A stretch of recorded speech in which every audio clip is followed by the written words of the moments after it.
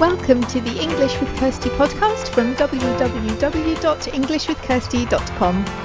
Here I'll be sharing with you tips, information and other learning resources so that you can improve your business English.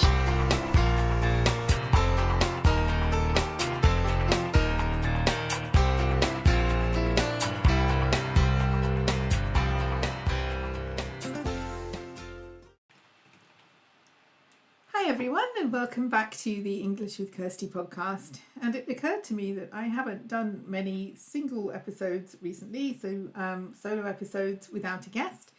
And that's something that I want to get back to a bit more because in the past that's all I ever did. And then I found a lot of interesting people to speak with, and we've had some really good conversations, and I'm going to continue doing that because I want to bring you voices from different parts of the language industry, other industries where people are working with multiple languages and who have stories to share. So there'll still be some more of those, but I also want to come back and take the time to share with you what's happening in English with Kirsty, what I'm working on, and some things that might be able to help you as well. So more kind of tips and ideas, what's working in my language training sessions, and also what's working for me, because I am also a language learner and I have a journey of language discovery to talk about as well, and I want to share some of that with you as well because I think it could be helpful. So before I tell you about what's going on, what the latest thing is at English with Kirsty, I wanted to go back to something we were talking about in episode 245.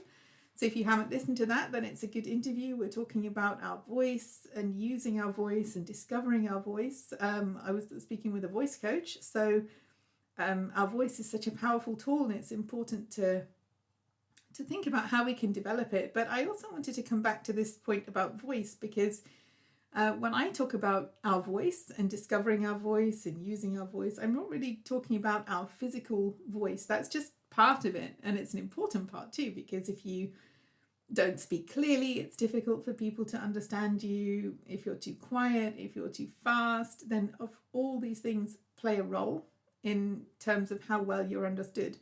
But for me, our voice is also what we communicate. So not the physical voice that we have, but what people hear when we speak. So how we convey our ideas and what we say to people, and how much of what's going on in our head comes out. Sometimes it's better that certain things don't come out, but sometimes there can be more of a disconnection when you're using another language, and that's something that I'm really keen to work with people on because I've seen the benefits for myself. So now with German, for example, I feel more like myself when I speak German, and it's easier to build relationships with people. It's easier to get to know people and for them to get to know me because I'm being more authentic.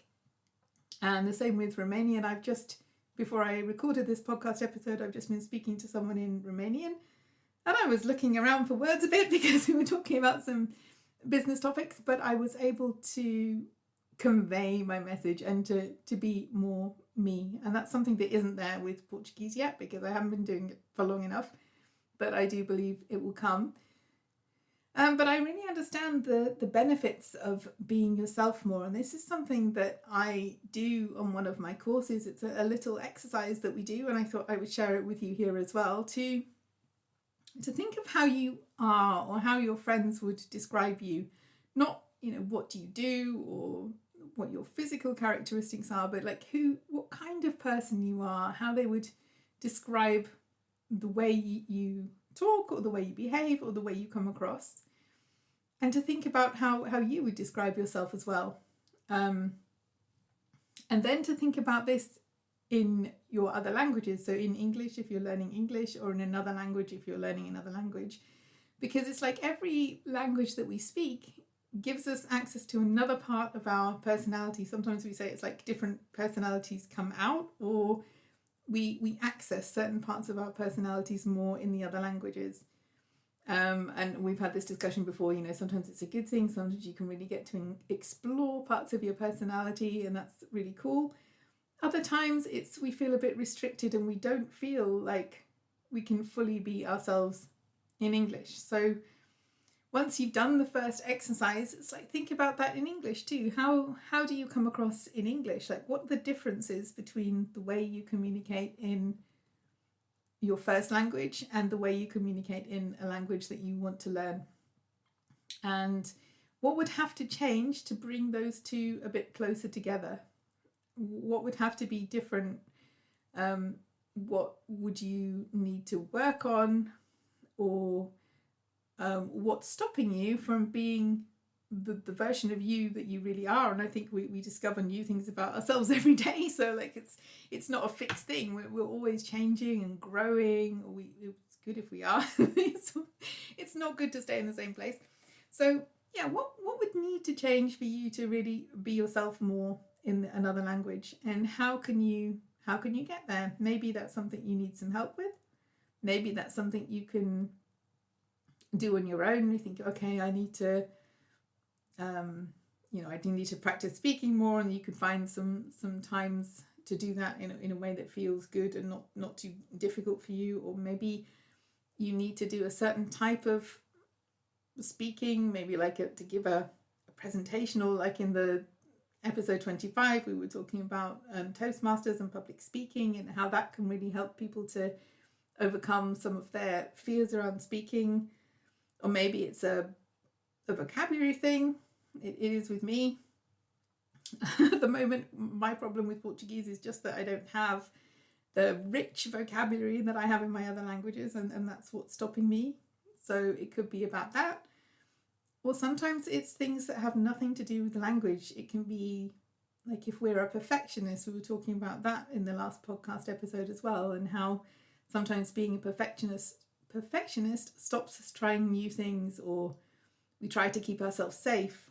And linked to that can also be like a fear of rejection as well. So if you're worried that people will reject you because they think your language skills aren't good enough, that can also be something that stops you using those skills or practicing them and developing them. And these things have nothing to do with language itself. So a lack of vocabulary is very much to do with language itself, and it's to do with language learning. But other things like perfectionism or fear of rejection, they're not really to do with the language. They're just brought to the surface more because of the language. So I think it's good to sometimes think, okay, what is preventing me from being the most vibrant version of myself in the other language? And what can I do to, not to fix that overnight, because many of these things can't be fixed overnight, but what can I do to start working on that, or to make my life a bit easier, or to challenge myself a little bit so that these versions of myself can come a bit closer together? And this is something that I'm offering. I have a new course. It's for business owners and freelancers. And it's to look at this. It's to look at discovering your voice in English. So what you have already, maybe some blockages to really being yourself in English. It's an 11-week mentoring program. So it's not an English course in the traditional sense, because most of the people who are at this stage don't need a traditional course. They need some mentoring support with speaking, and that's what I'm offering in this specific course. So at the moment it is June 2024. So if you're listening to this when the podcast comes out, I am looking for 3 business owners or freelancers to work with me on the pilot project. So to just before this course is launched in September. So I'm looking for people who will give me their feedback and who will also be able to access the course at a cheaper price. So if you're interested in that, you can contact me. Otherwise, if you're listening in the future, then come back and the course will be on the website. It will be officially launched in September 2024.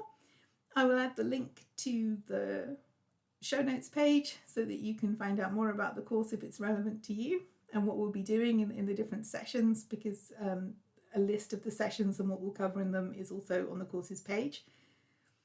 But whether or not you're interested in this course, I challenge you to think this week about your voice, how your voice comes across in English, how you communicate in English, how close that is to how you normally communicate, and if there's something you could do to make the way you communicate in English a bit more like the way you communicate generally. And if you have any thoughts on this or anything you want to share, you can send me an email at kirsty@englishwithkirsty.com. Have a great week.